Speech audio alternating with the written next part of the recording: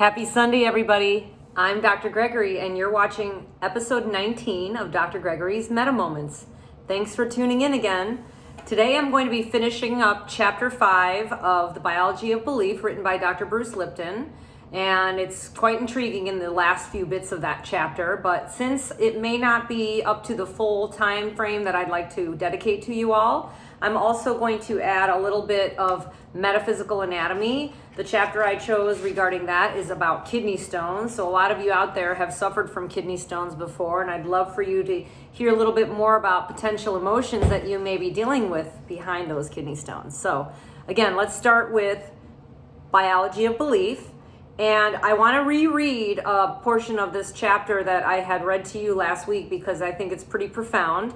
It's a quote by Mahatma Gandhi.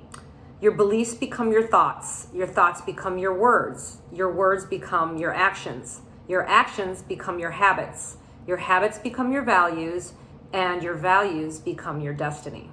Pretty interesting. So basically, here is a very interesting quote from Steve Cole, who's an epigeneticist at UCLA's School of Medicine. We're actually going to be talking about a few of the studies that he's completed in the rest of this chapter, but here's one of his quotes. A cell is a machine for turning experience into biology. Biology of belief. So the conclusion of positive perceptions of the mind is that they enhance health by engaging immune functions, while inhibition of immune activities occurs by negative perceptions, and they can precipitate dis-ease or disease. The negative perceptions can also create debilitating chronic psychological stress that has a profound negative impact on gene function. Research on mice has shown, for example, that long-term exposure to stress hormones leaves a lasting mark on the genome, and it modulates the behavior of the genes that control mood and behavior. To see if the stress might epigenetically influence genes involved in depression, the drinking water of a group of mice was spiked with corticosterone. It was spiked for 4 weeks. The control mice drank plain water without the glucocorticoid hormone, and the mice who received the corticosteroid displayed characteristics of anxiety in behavioral tests. Assessment of gene activity showed that these mice had a significant increase of a protein called FKBP5. This protein's human equivalent has been linked to mood disorders, including depression and bipolar disease. Stress plays a major role as a risk factor for disease. The UCLA epigeneticist Cole, one of the earliest researchers to bring the study of the whole genome expression into the realm of social psychology, has concluded that social isolation is an even more potent and underestimated risk factor. If you actually measure stress using our best available instruments, it can't hold a candle to social isolation. Social isolation is the best established, most robust social or psychological risk factor for disease out there. Nothing can compete, he told the Pacific Standard magazine. This is really important because we've had a lot of issues with social isolation over this last year. And I know things are getting a little bit more back to normal, so I want you to pay close attention to how that affects your mood and your demeanor and your energy. And I also want to talk to you a little bit about a person or scientist named Dr. I can't pronounce his first name. I think it's Masuru, and last name is Emoto, E-M-O-T-O. He has done a tremendous amount of experiments with water. So if you actually look him up, I would say, let's say on YouTube, Dr. Emoto's water experiment, you're going to find a tremendous amount of interesting information about how water has a memory, and it will change its shape based on the environment that it's involved in. Another study that he performed, which is even more impactful and I think actually very relevant to the concept of isolation and how it can cause a significant amount of damage to the human or the animal for that matter, is called the rice experiment. He had 3 separate jars of rice, one that he actually, and they were filled with, I think they were filled with just water. And basically one jar was given absolute love and attention. A second jar was given hatred and anger. And the third jar was completely neglected. This sounds incredibly baffling and how is this possible, right? When you see the results, which I'm not going to tell you. I really want you guys to go do the research on YouTube.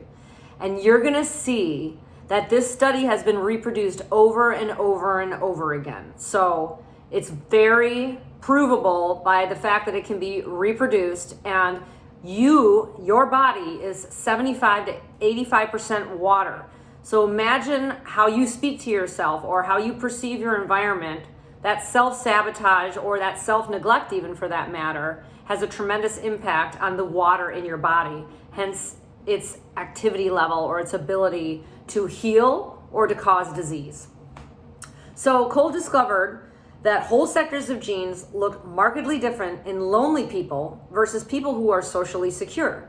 Of the approximate 19,000 human genes, lonely and not lonely people showed sharply different gene expression in 209 different genes, many of which play roles in inflammatory immune responses. So inflammatory diseases, autoimmune diseases, an example would be asthma, okay? So he reasoned that if social stress reliably created this immune gene profile, it might explain the results of his earlier studies in which lonely HIV carriers succumbed so much faster to the disease than socially active HIV carriers. Interesting, right? So let's go on with Cole.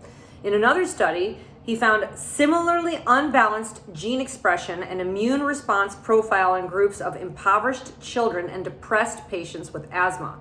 The team discovered immune functions in poorer kids had active inflammatory genes, and simultaneously they expressed more gene sluggishness in gene networks that control the inflammation response that the well-to-do as compared to the well-to-do children. The health histories of the poor kids also showed more asthma attacks and other health problems. But remember, we're going to clarify, this isn't specifically about a demographic of money, okay? Let's keep going. Though poverty seemed to be interfering with the behavior of their immune systems, Cole's team suspected other factors at work. So they showed the kids films of ambiguous or awkward social situations and asked them how threatening they found them. On average, the poor kids perceived more threat. The well-off children perceived less. But some kids in both groups were outliers. A few of the poor kids saw very little menace in the ambiguous situations, whereas a few well-off kids saw a lot of menace. When the results of the individuals with the perceptions of insecurity were separated from the participants' socioeconomic scores, and then they were laid over the gene expression scores, the data showed that it was really the kids' perceptions of their vulnerability, their perceptions of how scary the world is, not their income levels, that accounted for most of the difference in immune gene expression.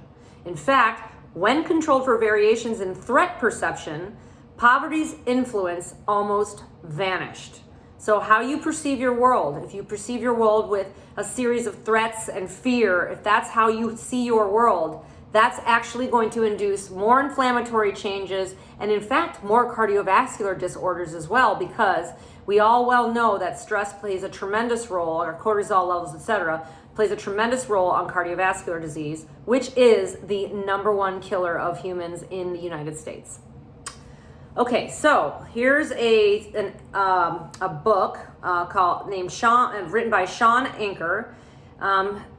And he wrote, in quotes, "The belief that we are just our genes is one of the most pernicious myths in modern culture. The insidious notion that people come into the world with a fixed set of abilities and that they and their brains cannot change. The scientific community is partly to blame for this because for decades, scientists refused to see what potential for change was staring them right in the face. Acker's studies emphasize that we have been culturally programmed to believe that if we reach our goals, then we'll be happy. However, this formula for happiness is actually inverted. Happiness fuels success, not the other way around. Simply stated, success doesn't bring happiness. Happiness brings success. The fact is supported by a wealth of research in psychology and neuroscience that demonstrates that a positive outlook enhances brain activity and leads to more creative, motivated, productive work experiences. Belief modification can induce rapid changes in gene activity. When individuals raise their level of optimism and deepen their social connections, this is a study done by Dr. Cole and Dr. Brittany, they not only raise their level of happiness, but they also dramatically improve every single business and educational outcome that they are tested for, which is fascinating to me. A recent study revealed that just 8 hours of mindful meditation was sufficient to significantly change vital gene functions. Compared to controls, meditators exhibited a range of genetic and molecular differences that included reduced levels of pro-inflammatory genes, and altered levels of gene regulating machinery.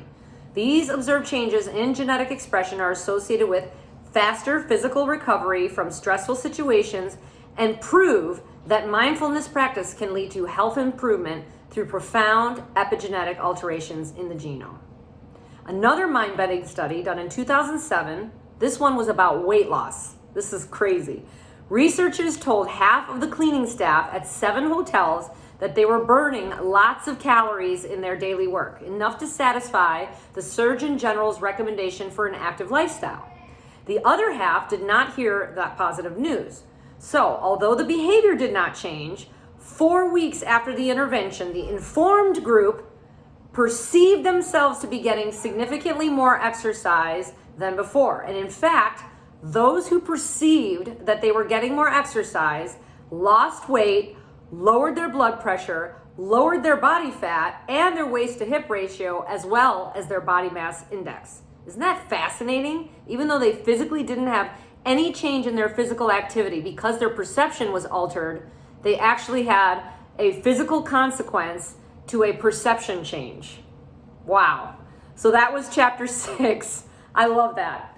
Now we're finishing up with the kidney stones chapter and metaphysical anatomy. This is a quickie.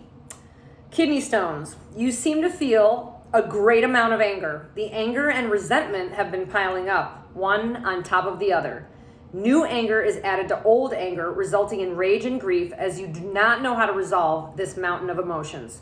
You haven't dealt well with circumstances that cause you to lose your personal space and territory, and you feel angry and resentful for failing to express firm boundaries towards influential people. You're deeply saddened by not being able to fight off or resolve certain issues and relationships, and you have taken the blame for everything that has gone wrong. You feel disempowered by your past and your unconscious need to suppress anything that looks too intimidating.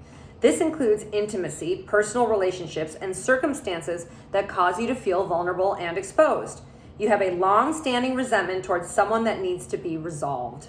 Your anger serves you by helping you express boundaries in situations that you would normally avoid, and you feel you've had have to harden your attitude in order to be heard and respected. Pretty incredible, huh? In fact, my husband had a kidney stone a couple of years ago, and I can tell you that he was absolutely dealing with those sorts of circumstances, that sort of anger, and felt trapped in that cycle of anger when that happened. In fact, we actually talked about it, and he hasn't had a kidney stone since, but I would love to let you know if there ever were to happen again, whether the circumstances were similar. Thanks for watching, everybody. This was episode 19. Don't forget to find Dr. Emoto on YouTube, the water experiment and the rice experiment. They are super fascinating. Mind over body. Love you.